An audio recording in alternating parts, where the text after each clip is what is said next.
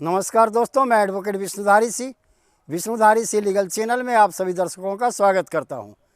दोस्तों, adverse possession यानी प्रतिकूल कब्जा के आधार पर मैंने एक पहले वीडियो बनाया था। उसमें हमें कुछ दर्शकों ने अपने कमेंट में प्रश्न किया मुझसे कि सर जी, पारिवारिक संपत्ति या पैतृक संपत्ति में भी एडवर्स पोजेसन का कानून लागू होता है या नहीं। तो आइए दोस्तों, आज के वीडियो का यही टॉपिक है कि क्या पैतृक संपत्ति में, परिवार की संपत्ति में भी एडवर्स पोजेसन का सिद्धांत यानी प्रतिकूल कब्जे का सिद्धांत लागू होता है या नहीं। सबसे पहले समझे दोस्तों, एक इंट्रोडक्शन मैं दे देता हूं कि प्रतिकूल कब्जा क्या है।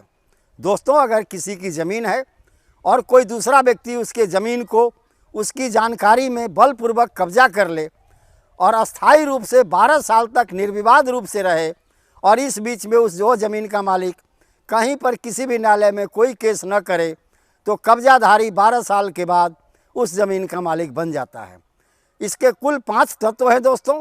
पांचों तत्वों को मैं आपके सामने में शॉर्ट में एक्सप्लेन करने जा रहा हूं, ताकि ऑनरेबल सुप्रीम कोर्ट के जजमेंट को आप आसानी से समझ सकें। प्रतिकूल कब्जा के कितने तत्व हैं दोस्तों, यानी एडवर्स पोजेसन के लिए क्या क्या चीज़ होना जरूरी है। पहला है दोस्तों एक्चुअल पोजेसन, यानी उस संपत्ति पर, उस ज़मीन पर आपका एक्चुअल वास्तविक कब्जा होना चाहिए। ऐसा नहीं हो कि आप ताला बंद करके कहीं चले गए, वहाँ पर आपको रहना है या वहाँ कुछ काम करना है। अगर प्रति खेत है तो वहाँ पर हर साल फसल उगाना है, यानी आपका भौतिक कब्जा होना जरूरी है। ओपन एंड नोटरियस क्रिमिनल, ओपन मतलब खुला और नोटरियस मतलब पूरे समाज की जानकारी में, पूरे समाज और मालिक की जानकारी में यह कब्जा होना चाहिए उस ज़मीन पर कि मैंने इस ज़मीन के मालिक को हटाकर बलपूर्वक कब्जा कर लिया। एक्सक्लूसिव पोजीशन, यानी वह व्यक्ति जो कब्जाधारी है वो अकेले कब्जा करेगा। ऐसा नहीं हो कि 2, 4, 5 आदमी, 10 आदमी मिल के कब्जा करेंगे, तब एडवर्स पोजेसन का सिद्धांत नहीं माना जाएगा। कंटिन्यूअस पोजेसन, यानी लगातार 12 साल तक कब्जा अगर रहे तब एडवर्स पोजेसन माना जाता है। और होस्टाइल पोजेसन, मालिक के इच्छा के विरुद्ध, अगर मालिक के इच्छा से आप कब्जे में हैं तब आप परमिसिव पोजेसन में हैं, तब आप 100 साल भी रहिएगा कोई दिक्कत नहीं, एडवर्स पोजेसन लागू नहीं होगा। लेकिन मालिक के इच्छा के विरुद्ध अगर आप कब्जे में हैं, यानी मालिक को जानकारी है कि ये ज़मीन फलाना कब्जा कर लिया, लेकिन बलपूर्वक उस ज़मीन को आप कब्जा छोड़ नहीं रहे हैं और मालिक भी कहीं कोई केस किसी न्यायालय में जाकर के कोई सूट फाइल नहीं किया, ऐसी परिस्थिति में प्रतिकूल कब्जा के सिद्धांत पर कब्जाधारी ज़मीन का मालिक बन जाता है।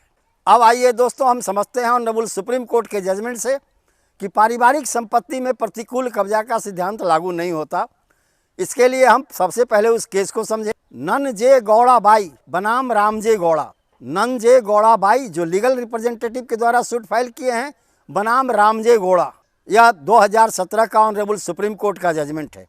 अपने इस उपरोक्त केस में ऑनरेबल सुप्रीम कोर्ट ने कहा कि परिवार में अगर कोई भी हमवारिस या को पार्टनर या कोई भाई या भतीजा अगर हमारे शेयर की संपत्ति को 100 साल भी कब्जा रखता है तो प्रतिकूल कब्जे का सिद्धांत यहाँ लागू नहीं होगा, माना जाएगा कि वह मात्र ट्रस्टी है। अगला जजमेंट है दोस्तों पी लक्ष्मी रेड्डी बनाम एल लक्ष्मी रेड्डी। ये AIR 1957 के सुप्रीम कोर्ट से फैसला है, 314 नंबर पेज में। अपने इस जजमेंट में ऑनरेबल सुप्रीम कोर्ट ने अपना ओपिनियन दिया दोस्तों कि एक हमवारिस, एक को शेयरर जो ज़मीन पर कब्जे में है, यह माना जाएगा कि वह सारे को शेयरर के पक्ष में उस ज़मीन पर कब्जे में है, यानी जितने भी उसके शेयर होल्डर हैं उस सब के पक्ष में वो आदमी उस ज़मीन पर है कब्जे में, यानी यहाँ भी एडवर्स पोजेसन का सिद्धांत लागू नहीं होता।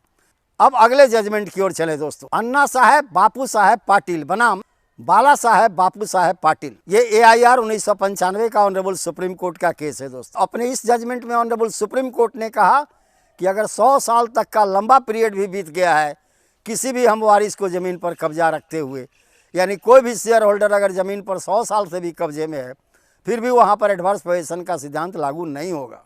अब अगला जजमेंट है दोस्तों MD मोहम्मद अली बनाम जगदीश कटेला। यह 2004 में ऑनरेबल सुप्रीम कोर्ट ने फैसला दिया दोस्तों। सुप्रीम कोर्ट केसेज पत्रिका के पेज नंबर 271 में मिलेगा आपको।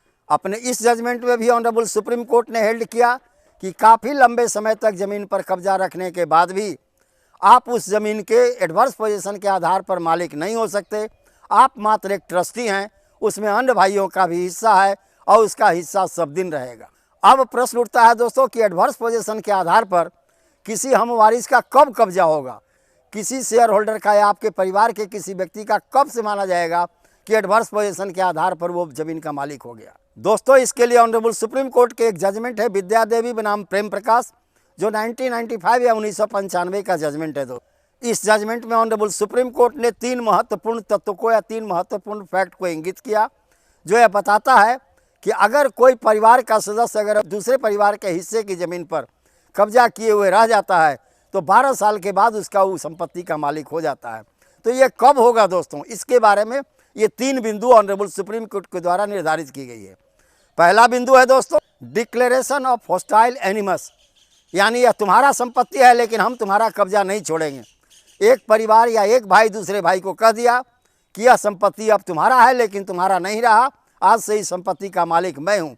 यानी उसे डिक्लेयर करना होगा कि इस संपत्ति का मालिक मैं हूँ, आज से दूसरे परिवार किसी का भी इस ज़मीन पर कोई हक नहीं है। दूसरा है ग्राउंड दोस्तों, दूसरा तत्व है लॉन्ग एंड अनइंटरप्टेड पोजीशन, लंबे समय तक कब्जा हो और बिना व्यवधान का कब्जा हो। यानी इस बीच में कोई कहीं मालिक केस या शेयर होल्डर कोई केस अपने हिस्सा लेने के लिए नहीं किया, यानी एक लंबे समय तक गुजर गया। ये जानने के बाद भी कि हमारा एक ही भाई कहा कि हम वो ज़मीन अब मेरा है, हम तुम्हें हिस्सा नहीं देंगे, और लंबे समय तक कब्जा रखा, और दूसरा भाई जिसका ज़मीन कब्जा हुआ था वह कोर्ट में जाकर केस नहीं किया 12 साल के अंदर में।